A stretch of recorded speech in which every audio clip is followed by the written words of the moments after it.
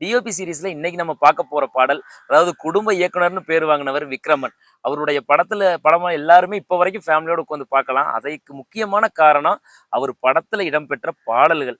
அப்படி ரொம்ப ரொம்ப ஹைலைட்டான பாட்டே அவருடைய வானத்தை போல இடம்பெற்ற உங்கள் வீட்டில் எல்லா நாளும் கார்த்திகை. இந்த பாட்டு தான் இப்ப வரைக்கும்.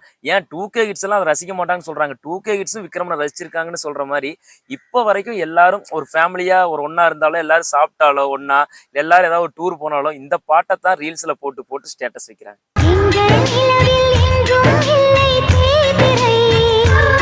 இந்த பாடலுடைய அடுத்த ஹைலைட் என்னன்னா, இந்த பாட்டை 3 பேர் எழுதியிருக்காங்க. அதாவது நாமுத்துக்குமார் அவர்கள், பாவிஜய் அவர்கள், அப்புறம் விக்ரமன் சாருடைய அசிஸ்டன்ட் ரவிசங்கர் சார் அவர்கள் 3 பேருமே எழுதியிருக்காங்க. அதாவது இந்த பாட்டோட சுச்சுவேஷனை 3 பேர்த்துக்கிட்டையுமே விக்ரமன் அவர்கள் கொடுத்துருக்காங்க.